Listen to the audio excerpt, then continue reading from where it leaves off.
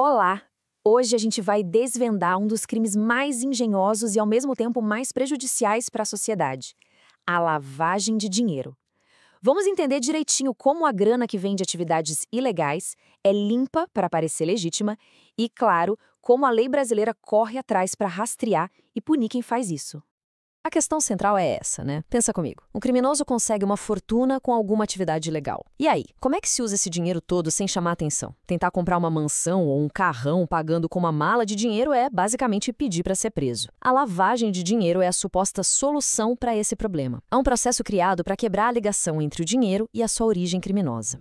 Para a gente entender isso a fundo, nosso roteiro vai ser bem claro. Primeiro, a gente define o que é lavagem. Depois, vamos seguir o rastro do dinheiro pelas fases do crime. Aí, a gente analisa a lei, as penas, vemos como funciona a investigação e, por fim, como os tribunais e os órgãos de controle, tipo o COAF, atuam. Vamos nessa? Então, vamos começar pelo começo, pelo básico. O que exatamente é considerado lavagem de dinheiro? Bom, a definição formal é essa aí. Mas, na prática, o que isso significa? É a arte de pegar o dinheiro sujo, que veio de um crime, e fazer ele passar por um monte de etapas, para que lá na frente ele saia com cara de limpo, como se tivesse sido ganho de forma legal. O grande objetivo é poder gastar os lucros do crime abertamente, sem medo. Um exemplo da ficção que ajuda a gente a visualizar isso perfeitamente é o Walter White, da série Breaking Bad. Ele era um produtor de metanfetamina e juntou uma montanha de dinheiro. Só que ele não podia simplesmente chegar no banco e depositar tudo. Ele precisava de uma fachada, um negócio que parecesse legítimo, como um lava-rápido, para poder misturar o dinheiro do tráfico com a receita do negócio. Assim, ele justificava a fortuna. Essa é a essência da coisa. Agora que o conceito está claro, vamos ver como a coisa funciona na prática.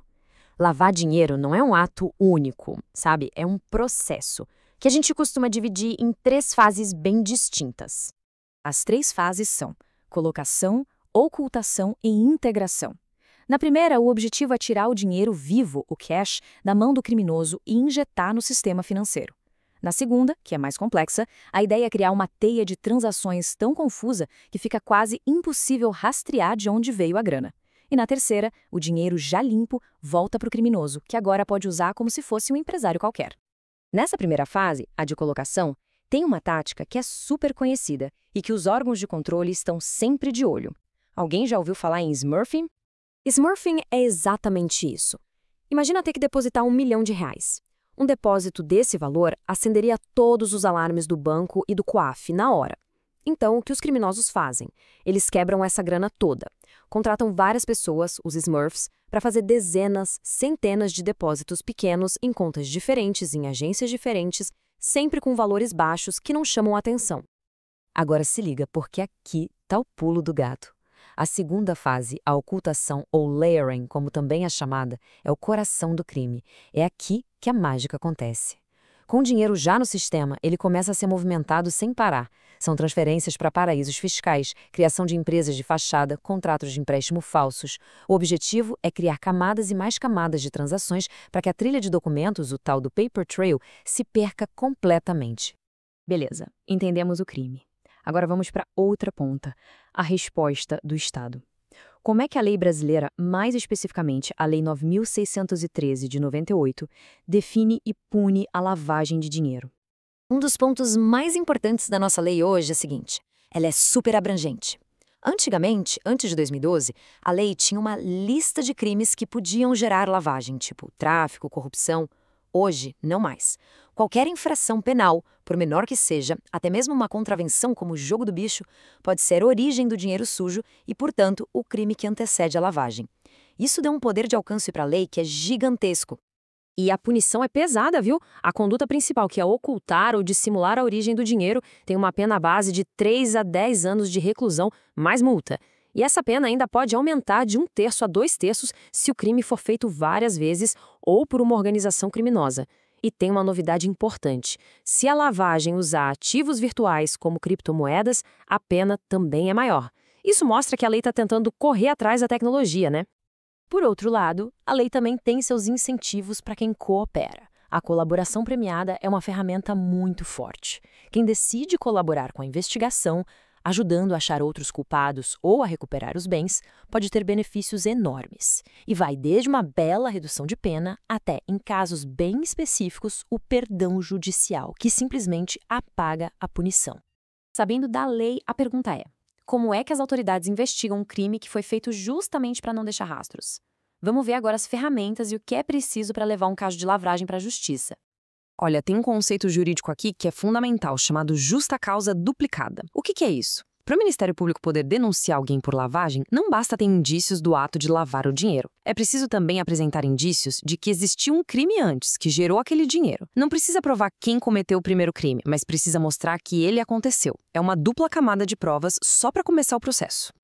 E para conseguir essas provas, os investigadores ganharam ferramentas novas e bem poderosas, principalmente com o pacote anticrime. A primeira é a ação controlada. A polícia pode, de propósito, ficar só observando o crime acontecer, sem intervir, esperando o melhor momento para agir e pegar mais gente e mais provas. A segunda é a infiltração de agentes, que é coisa de filme mesmo. Um policial se disfarça, entra na organização criminosa para descobrir tudo por dentro. Essa luta contra a lavagem de dinheiro não é só da polícia e do Ministério Público, não. Envolve também órgãos de inteligência e, de forma decisiva, o que os nossos tribunais superiores, lá em Brasília, decidem sobre a lei. E essa interpretação do Supremo Tribunal Federal, o STF, é simplesmente brilhante. O STF decidiu que o simples ato de receber uma propina usando depósitos picados, a técnica do smurfing que a gente viu, já é o crime de lavagem de dinheiro. Ou seja, a tentativa de esconder a origem da grana não é só uma preparação, é o próprio crime acontecendo. No centro de todo o sistema de controle, a gente tem o COAF. Pensa no COAF como se fosse o grande cérebro do sistema. Bancos, joalherias, imobiliárias, um monte de gente é obrigada por lei a avisar o COAF sobre qualquer operação que pareça esquisita. O COAF pega essas informações, analisa, cruza dados e, se achar indícios de crime, ele gera um relatório de inteligência e manda para as autoridades investigarem. E para garantir que o crime não compense, a lei permite um bloqueio de bens muito severo. E aqui tem um ponto que pouca gente sabe, mas que o Superior Tribunal de Justiça já confirmou. O bloqueio não pega só o dinheiro sujo.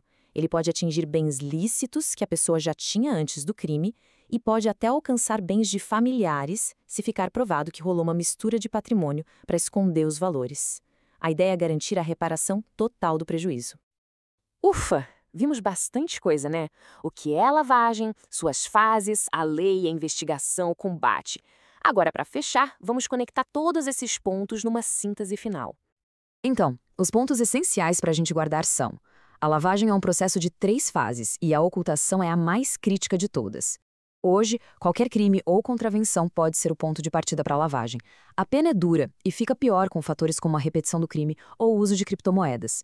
A investigação tem ferramentas modernas e, por fim, a justiça já entende que as primeiras manobras para esconder o dinheiro já são o crime em si. E tudo isso nos leva a uma reflexão final. A grande maioria dos crimes acontece por causa do lucro. E a lavagem de dinheiro é o crime que permite que esse lucro seja de fato aproveitado. Então, atacar a lavagem é como atacar o coração financeiro do crime organizado. A pergunta que fica no ar é: com esquemas cada vez mais sofisticados, como é que a sociedade, as leis e a tecnologia podem se fortalecer ainda mais para se defender desse crime que alimenta tantos outros?